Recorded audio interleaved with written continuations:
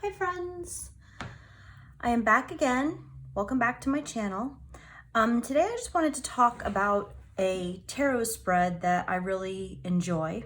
It's just a modified Celtic cross and it can be done a couple different ways. And I already have it laid out. I'm not going to interpret the cards and do a full reading. I just wanted to kind of show how the tarot spread works.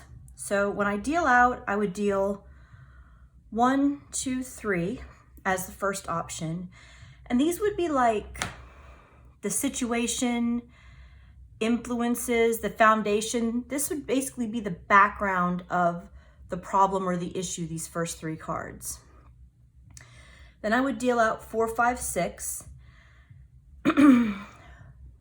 This would be past and present influences, near future, and then over here would be either present influences or what's presently on the querent's mind. Moving over, 7, 8, and 9, I deal out next. And this is kind of maybe a little bit more of external and internal views. So here, how others see you, how you see yourself, and then hopes and fears. And then number 10 at the bottom here would be the outcome or advice for the situation. And the reason I like to lay it out this way is because you kind of get a few mini readings that sort of relate to each other. In addition to having just the overall, view of the whole entire tarot spread. Another variation, which is actually the one I like better, is to count out 1 card up here at the top for the background.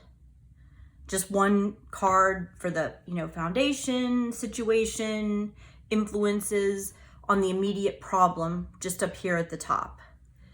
Then I would deal out 2, 3, 4, and these would be the same. It would be recent past, near future, present ideas or influences. 5, 6, and 7 would be the same on this side as well. It would be how others see you, how you see yourself, and hopes and fears. And then 8, 9, 10 would be advice / outcome.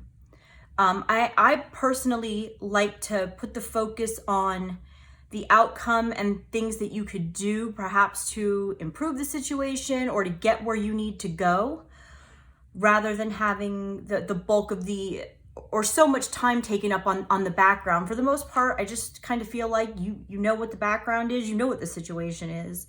People are trying to kind of get to an advice and answer. And I think having 3 cards to do that really gives you some additional depth.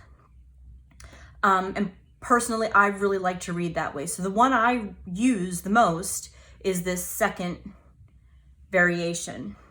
But if you'll notice that most of the positions are very similar to what's in a traditional Celtic cross. It's just they're laid out a little differently. And for me, visually, it just kind of helps me see these little pockets of themed cards that sort of go together. And when I read, I really enjoy just being able to pick those out and then again look at the overall cards together for the influences, etc.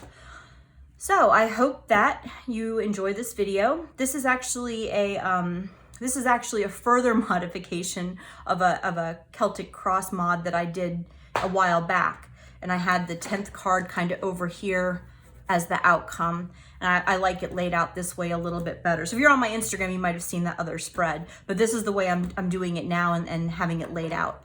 In addition, just to note, this is the Gypsy Palace Tarot, which I have just trimmed, and you'll notice that the minors don't have numbers on them because they were at the top and they were cut. And I'm currently looking at ways I can put on numbers here in the title bar. I'm trying to decide what kind of pen I want to use to do that and how I want to do it. So that's why they're not there at the moment. but the deck looks so nice trimmed, I thought I would use it just for this illustration. So if you have any questions or comments, leave me a note below, and check me out on Instagram. It's at crossroads.cardslinger, crossroads.cardslinger. Talking is hard. And I hope you have a wonderful day, and thank you for visiting my channel.